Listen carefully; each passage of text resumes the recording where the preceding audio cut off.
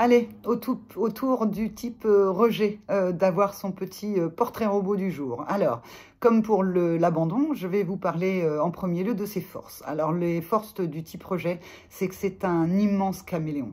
Il sait s'adapter à toutes les situations.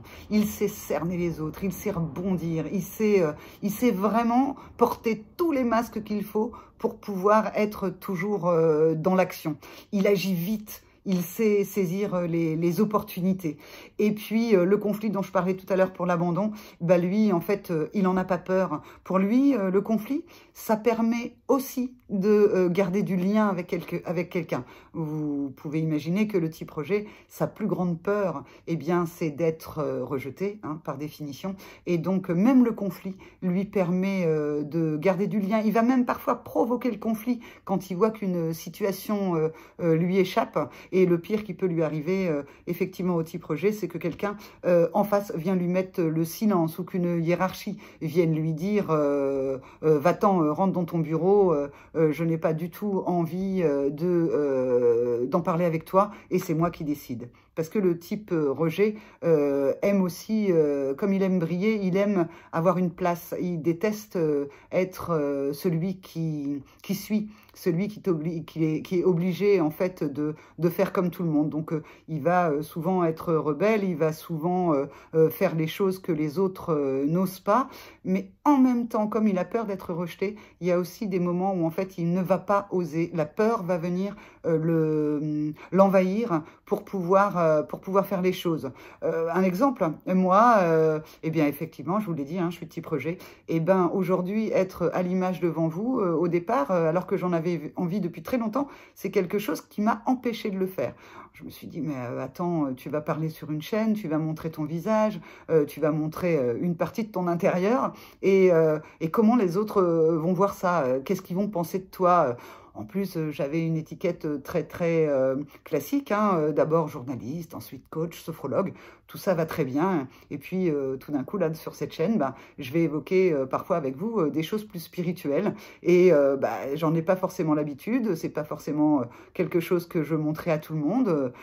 Eh bien, bah, j'ai pris des risques parce que j'ai osé sans peur. On me l'a demandé un jour, j'ai rencontré un astrologue que je salue. Je sais pas s'il me verra un jour, mais en tout cas, il m'a dit on te demande d'oser sans peur. Et je crois qu'en faisant cette chaîne, c'est ce que j'ai réussi. En tout cas, c'était mon défi, je le relève tous les jours.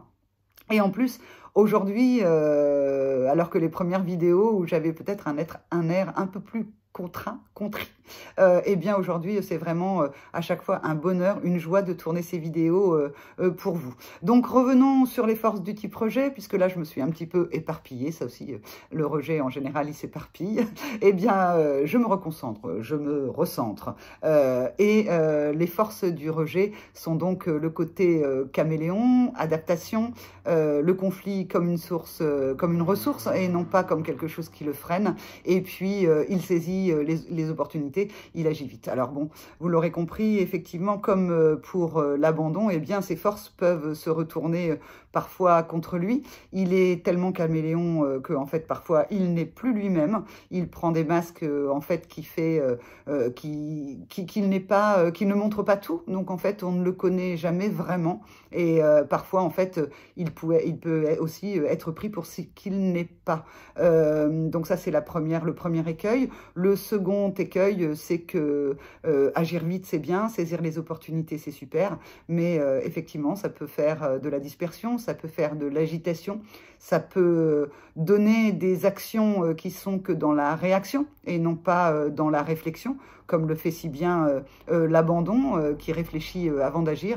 Eh bien, en général, le rejet réfléchit après avoir agi, et bah, parfois en fait il se dit si j'avais réfléchi avant ce serait plutôt pas mal. Mais bon, de toute façon il est là lui aussi pour s'améliorer, il est là pour se rendre compte avec certains actes qu'il a posés qu'il aurait pu faire autrement, et bien en fait grâce à son adaptation il va pouvoir à ce moment-là, quand il connecte quelque chose de lui et s'il accepte de le voir, et bien pouvoir agir différemment ensuite. Donc je dirais que pour le rejet, le grand conseil, si tant est que je sois habilitée à donner des conseils, eh bien ce serait la tempérance. un peu de tempérance. Alors pour tout vous dire, moi quand cette carte du tarot est arrivée, la tempérance, c'est une carte que je n'aimais pas. En fait, je me disais, mais la tempérance, ouais, hein, c'est un peu gnounouille, un peu machin. Elle est un peu gourde et elle se bouge pas tellement.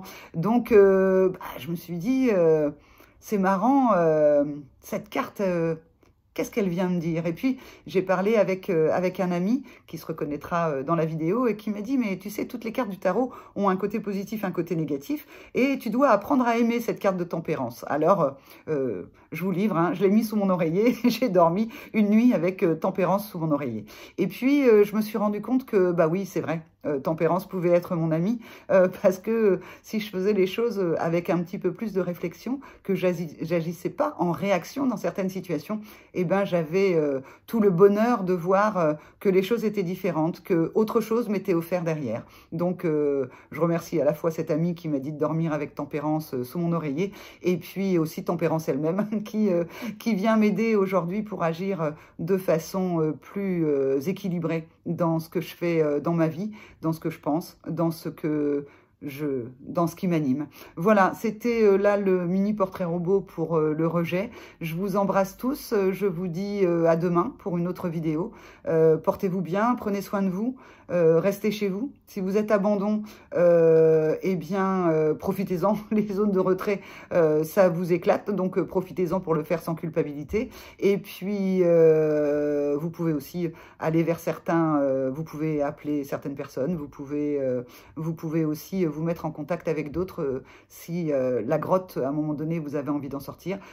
Ami rejet, si vous êtes chez vous, créez, trouvez quelque chose de nouveau, reconnectez avec votre joie, avec votre créativité. Vous avez sûrement quelque chose dans un tiroir que vous avez soit arrêté d'un coup parce que tout d'un coup ça vous ennuyait et qui aujourd'hui peut ressortir et qui peut être une grande source d'inspiration dans ces moments de confinement. Je vous embrasse tous, je vous dis à demain et puis encore une fois restez chez vous et portez-vous bien.